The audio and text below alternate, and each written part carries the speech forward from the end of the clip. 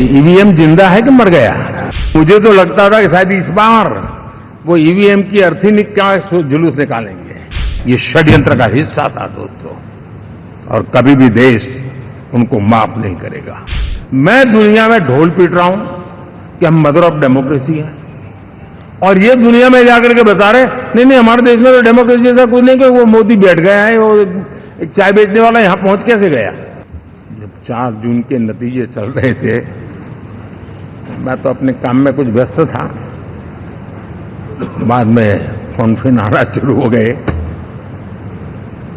तो मैंने किसी को पूछा यार ये तो ठीक है आंकड़े वांकड़े, तो मुझे ये बताओ कि ईवीएम जिंदा है कि मर गया?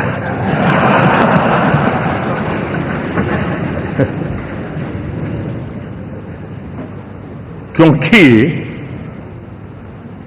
ये लोग तय करके बैठे थे कि भारत के लोकतंत्र और लोकतंत्र की प्रक्रिया के प्रति विश्वास ही लोगों का उठ जाए, और लगातार ईवीएम को गाली देना।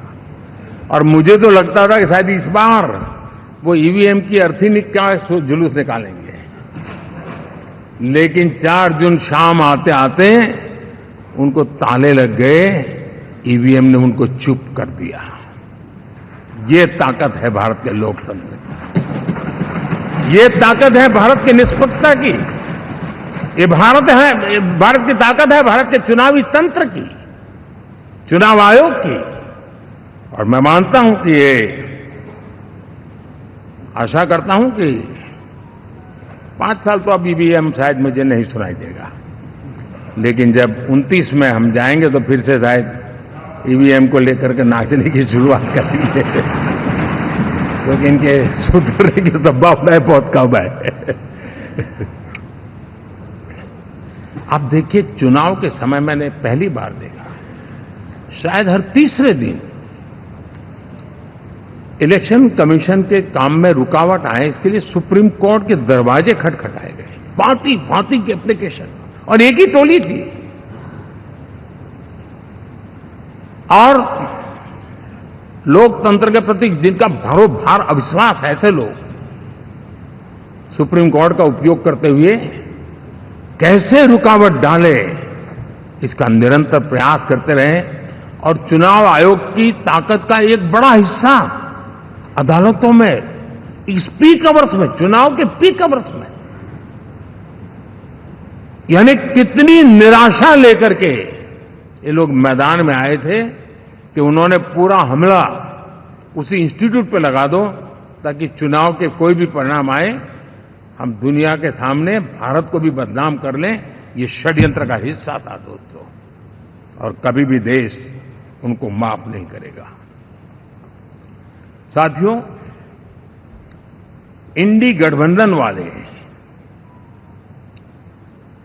जब ईवीएम का विरोध करते हैं तो मैं सिर्फ एक चुनाव के रूप में नहीं देख रहा। मैं मानता हूं ये लोग मन से पिछली शताब्दी के सोच वाले लोग हैं। वे टेक्नोलॉजी को हम महत्व न समझते हैं, न टेक्नोलॉजी स्वीकार करने को तैयार है। और ये सिर्फ ईवीएम में दिखाई दिया, ऐसा नहीं, यूपीआई में दिखाया। जब हमने कहा कि हिंदुस्तान के लोग डिजिटल ट्रांजैक्शन करेंगे, फिनटेक की दुनिया में आज हिंदुस्तान का नाम हो गया, मानने को तैयार नहीं।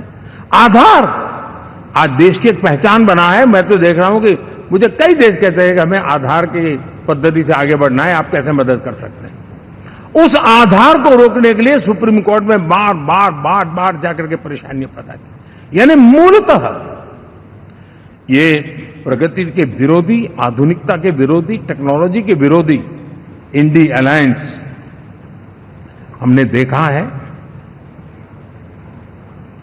साथियों, इस देश के लिए ये भी चिंता का विषय है कि विश्व में भारत के लोकतंत्र की ताकत को कम आंकने का प्रयास, और कितना एक्सट्रीम है। मैं दुनिया में ढोल पीट रहा हूं कि हम मदर ऑफ डेमोक्रेसी है, और ये दुनिया में जाकर के बता रहे नहीं हमारे देश में तो डेमोक्रेसी ऐसा कुछ नहीं कि वो मोदी बैठ गया है, वो एक चाय बेचने वाला यहां पहुंच कैसे गया, कुछ तो गड़बड़ की होगी। ये जो इनकी मनस्थिति है जी, भारत के नागरिकों को चुनाव प्रक्रिया के प्रति अविश्वास पैदा करने का जो उनका षड्यंत्र है, मैं मानता हूं कि अब दुनिया भी भारत के लोकतंत्र की विविधता, विशालता, व्यापकता, गहनता, इन सबको भी जानने समझने के लिए आकर्षित होगी। ऐसे ही इस चुनाव के नतीजे में देख रहा हूं।